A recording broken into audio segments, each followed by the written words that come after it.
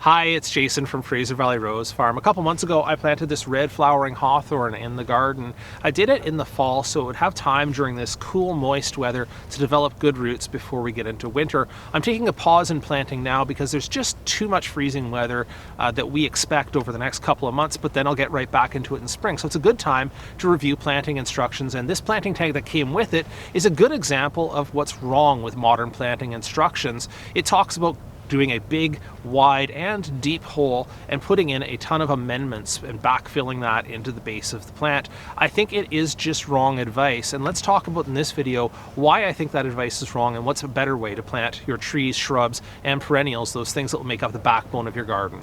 Let's talk about three things that your plant is going to need from the ground that you put it into. The roots are going to have to expand outwards and start gathering nutrients and moisture. That's the first thing and one of the most primary purposes of the rooting system. But a second one, and just as important, is to anchor your tree or your shrub or your perennial into the ground so that when the wind comes, it doesn't just rock around loosely. The snow comes, it doesn't just fall over and heave out of the ground, as you may see with some poorly rooted plants. The third thing that I'm going to talk about here is having a good drainage, having the drainage come through that area so it doesn't just sit in moisture or pool in the planting hole and cause the roots to rot. All three of those are equally important. What you often find is people hyper-focused, particularly in the instructions, on stuffing a whole bunch of amendments into that planting hole, thinking that they're going to solve the problem of feeding the plant, which you definitely will not do with your initial planting, but you may compromise all of the other qualities as you try to pursue that. First up on that list was your plant's ability to gather nutrients and moisture from the surrounding soil, and it should stand to reason, especially with a large tree but also with shrubs and smaller perennials, that if they need an extensive root system to be resilient to a wide range of conditions, that root system is going to have to extend far past the initial planting hole. Then you have to ask the question, if you're building yourself a little gully, a little tub full of amended loose soil right around the immediate base of the plant, does it really encourage the roots to go exploring into the surrounding soil if they're getting everything they need right there, at least immediately? So it may delay the establishment of those larger roots. What's more, the closer the surrounding soil is to the soil directly near the plant pot, the less of a barrier it creates. So the difference between a loose soil and a firm soil around the outside of the hole is going to produce a bit of a boundary layer or a barrier for the roots to explore. So that's number one, but also just conversely, let's talk about, do you really think that you can put enough nutrients or enough organic matter into that planting hole to supply the plant long term? I think that is folly. And as we talk about in the next section, when we talk about support and stability for the plant, it may run counter to what you need. And let me just interject one point here is that if you are worried about getting the plant an initial supply of nutrients, an initial supply of food, why wouldn't you just backfill with the native soil in comparison and then top dress across the top? Because that's the way nature kind of does it, is puts nutrients or organic matter on the top around the plant and then lets it go into the soil over a wider area, which will encourage the roots to go exploring in a wider area and not just in that planting hole. Now let's look at the not so hidden downside of putting all those organic amendments, things like compost and manure, into the planting hole at the time of planting. And what it comes down to is that second topic, that support for the root system, and how having all of that compost and manure can break down over time. Remember that the pot that you're taking this from, potting soil in general, is a bark mix or a peat mix and is already on its way to breaking down, which causes one problem. And if you can, while you're planting,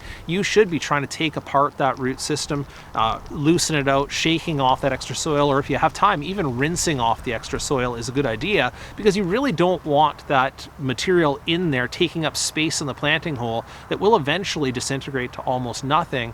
It will be replaced to some degree by the washout of natural soil around it. But now if you go into that planting hole and you fill it with all this manure and compost at the same time, you end up exacerbating that problem where, and I've seen it many times in gardens, where the area directly around the root system of the plant is kind of almost sinking in. And then you can feel as you pull on the plant that it does rocker around quite easily in that planting hole. So not only have the roots not extended past that pot that you've created to anchor themselves, but now the contents of the pot themselves are starting to break down and sink into the ground, creating even less support. On now to that third requirement for healthy planting is proper drainage around your plants. Now, if you start with a plot of land that has poor drainage, no amendment in that planting hole will make it better. In fact, it may just become kind of a tub for the excess water to run off of poor drainage and accumulate into your planting hole. So if you already don't have good drainage, your planting hole won't fix it. But by filling the planting hole with a bunch of loose amendments and fertilizer, what you also do is you create a different texture of soil within that hole than from the surrounding native soil. And what we know about dissimilar textures is not only does it create a boundary or a barrier for the root system to develop, but it also creates a boundary for water. So water that's supposed to be draining all over your garden evenly now is holding in that big tub that you've created in the garden. And this is something I've talked about in my video on drainage, but it's also the reason why when they say go ahead and put a layer of gravel or rocks across the bottom of a pot, that actually backfires and creates more moisture retention inside the pot than if you just filled it with the same soil from top to bottom. Above and beyond just the early root development, the anchoring, and the drainage qualities, there is a direct threat that if you put a bunch of fertilizer or amendments into the initial planting hole, that you may damage the young roots of the plant, especially when it comes to conventional fertilizers. Putting that in there can actually burn them with excess salt content. But even with manure, don't assume it's safe. Chicken manure, mushroom manure can be quite high in salts and burn those young roots. And again, they don't really need it. And when you hear people saying prescriptively that you should put a certain amount of blood meal, a certain amount of bone meal, or a certain amount of Epsom salts into that planting hole, you should be questioning that back quite vigorously.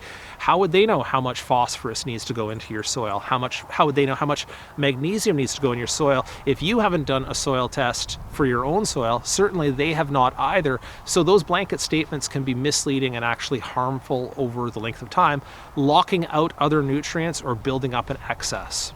So what would I recommend for planting? Well, this is one of those situations where simplest is best.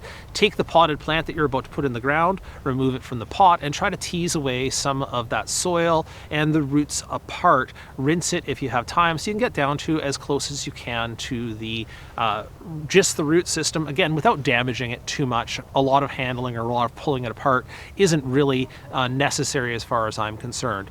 Dig a hole that is as wide and as deep as it takes to fit that in, and take note on the plant of where the crown of the plant is. That's about the level that should be at the soil level. It's sort of the area where there are stems above and roots down below. That's the crown. So then put it into the ground and work it in with that soil, packing it around the roots. And once it's all backfilled in and around the plant, tamp it down a little bit to just get a similar density of soil around the plant as you have in the surrounding garden, to try to recreate that continuity between the soil at the base of the plant and in the surrounding soil. And that's about it. Water it in, of course, to get it established. And then once it starts to establish in the garden, once it's ready, you can actually mulch it around. You could do that at planting time as well. And you can also top dress or feed from the top and in the surrounding soil to encourage the exploring roots to go outwards as much as possible and integrate with the surrounding soil. If you go and revisit in 2 weeks and just check and see, does it rock around? Does it need a little more tamping down just to firm it in? That's all. It doesn't really take anything complicated, and you don't have to put in a bunch of amendments. Can you put in some amendments? Well, if you are confident that you are short in phosphorus and you want to put in some bone meal, that's fine, but it should be based on your garden, your soil. Can you put in some mycorrhizal fungi? Yeah, there's actually some evidence that that works. I've seen that from the suppliers, but it isn't completely necessary to your success in this matter. So that's all I have for you on the right way and what I think is the wrong way to plant trees, shrubs, perennials, and the backbone of your garden. If you have any questions, please drop those down into the comments below the video. I'll see what I can do to help.